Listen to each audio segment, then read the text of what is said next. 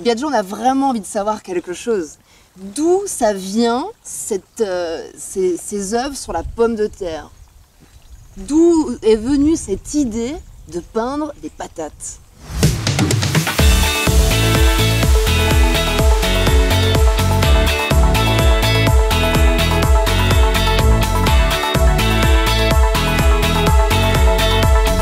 Peindre des patates est facile, les choisir est difficile.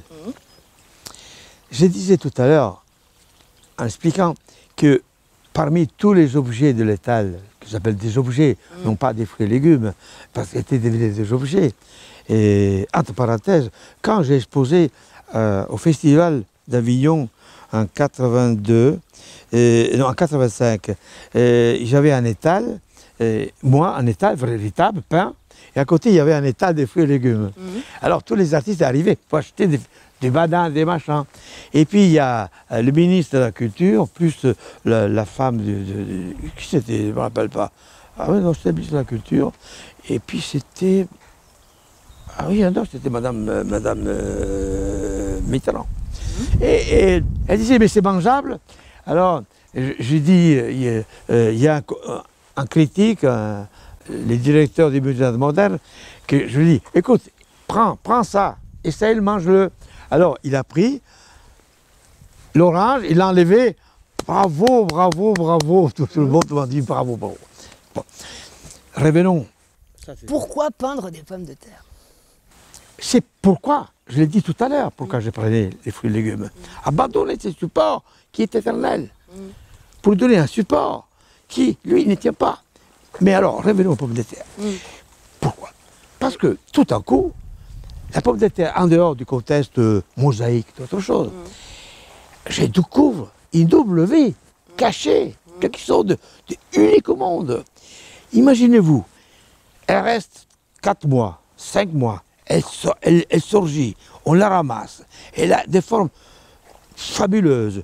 Ce tubercule, c'est le nom véritable, machin. Et puis ensuite, en dehors de ce que nous connaissons tous, la chair, la beauté de la chair, de ce qu'on fait, toutes les variétés. Mais moi, en ayant pris cet objet, en ayant peint, je me suis rendu compte que dans mon étal, qui existait depuis 5-6 mois, il y avait les seuls tout le monde dépérissait. Il y avait une qui, elle, dépérissait. Elle commençait à germer. Je ne savais pas qu'elle germait, mais je vais oublier les contextes. Et tout à coup, elle germe. C'est-à-dire, elle, prise, condamnée, couverte, prisonnière d'un monde autre, elle continue à pousser, à vivre au-delà de tout ce que l'individu autre a fait. J'étais ébranlé, je dis, mais c'est magnifique. Alors tout à coup, je vois quoi? Je vois tous ces germes qui poussent au-delà de la peinture, qui cassent, et qui donnent une floraison autour de ce monde fabuleux. Entre parenthèses, tout le monde m'a dit, comment ça se fait que tu n'as pas filmé ces développements donc de tubercules naturels qui fleurit et qui dépérit pour montrer l'évolution. Je dis, mais tout le monde a fait ça, une plante, un machin, donc je ne veux pas le faire ça, puisque je veux l'éternel.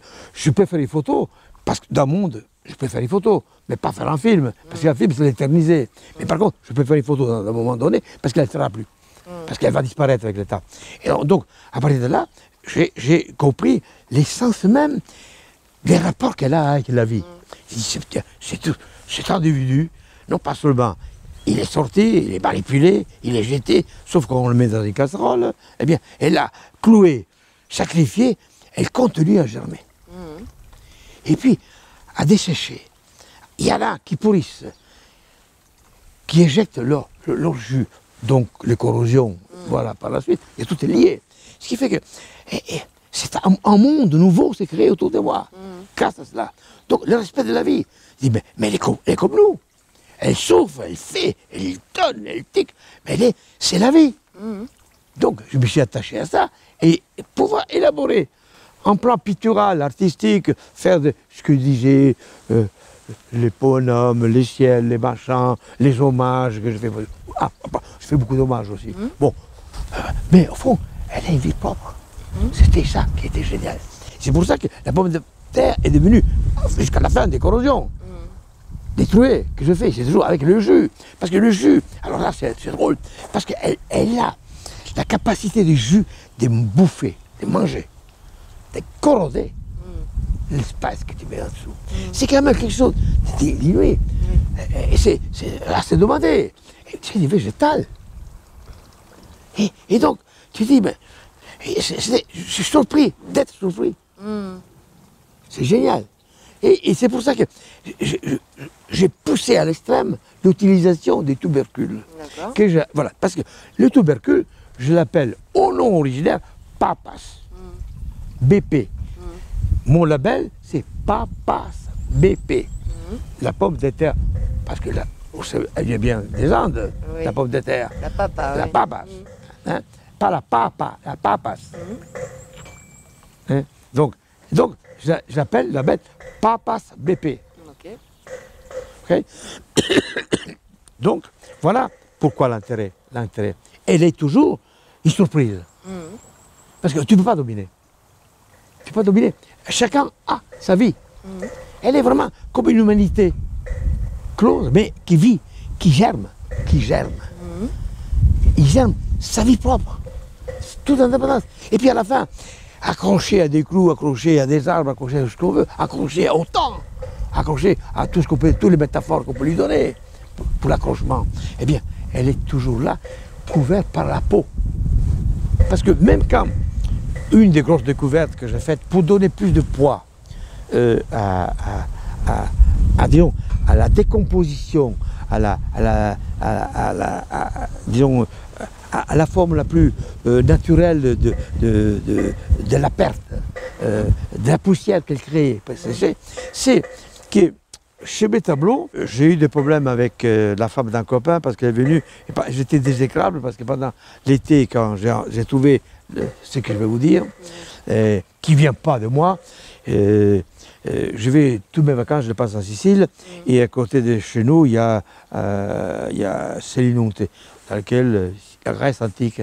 Et j'ai trouvé des espèces j'appelle ça l'ébos. C'était l'ébos, c'est l'entonnoir, pas l'entonnoir, c'est l'endroit où on donne à bouffer au cochon. La mangeoire. C'est la mangeoire. Mais ce n'est pas une mangeoire, mais je disais toujours pas toi, parce que c'est en Italie, l'ébos, et puis ça me rapporte au grec, tout le bordel, tout ça. Ce qui fait que. Et il dit, il faut une auge. Et j'ai mis sur tous mes tableaux une auge qui, elle, ramasse toutes les chutes, les poussières, les liquides, pour dire, vous voyez, rien ne se perd, rien ne se transforme, tout est renaissant. La poussière, elle va être recyclée, parce qu'il y a l'auge, parce qu'il y a le sarcophage de la vie. Voilà. Super. Merci beaucoup.